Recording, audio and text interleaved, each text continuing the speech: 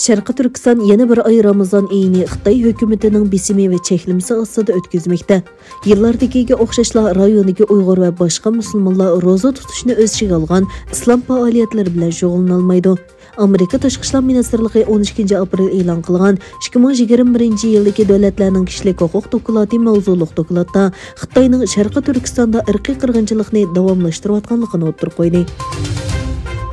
Sharqi Turkistondagi nopozliq jurnal Şinjan madaniyatining bosh muharriri bo'lgan Qurbon Mahmudning Amerikadagi o'g'li Bahram Sintosh yaqinda dadasining 15 yillik kesib etilganligi haqida uchralgan.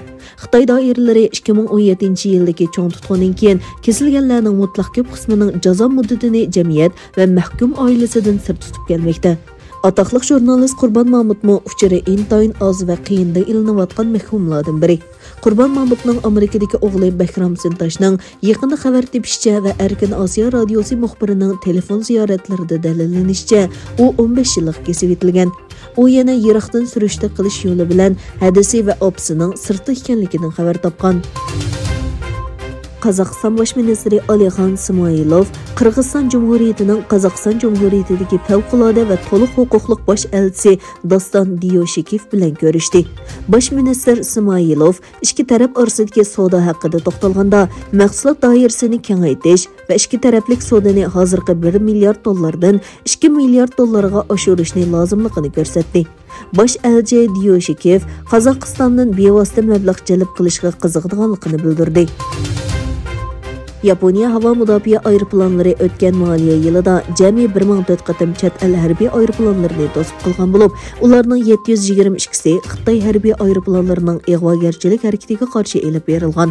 Bularning orasida razvedka aeroplanlarining ko'p bo'lishi axborot to'plash tirishchanligining isboti bo'la oladiganligini ta'kidladi. 26 million nüfusu bor Şanghay shahrida Xitoy virusi yuqumining ko'payishi sababidan millionlagan kishilar uylariga qamaldi. Shaharda yemeklik va dori bilan ta'minlashda davomli masalalar ko'rilsa-mu, lekin fuqarolar uylaridan ayrilmag'achqa chorasiz qolgan. Muhofizatchi GS'ning xabariga qaraganda, Shanghayda yashaydigan 82 yoshlik Yu Weiming Xitoy virusi bilan yuqumlangan bo'lib, ochliq girdobiga berib qolgan millionlagan kishiga o'xshash yemeklik va dorilarning kelishini saqlamoqda ekan. Amerikaning jasusluq sun'iy hamrohi SpaceX shirkati tarafidan olam bo'shligiga avatildi. Bu sun'iy hamroh Kaliforniyadagi Vandenberg havo armiya bazasidan qo'yib berildi.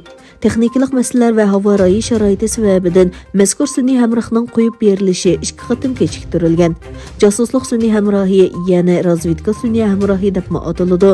Harbiy yoki axborot aslahalarini to'shiydi va yer sharini sinkanerlaydi.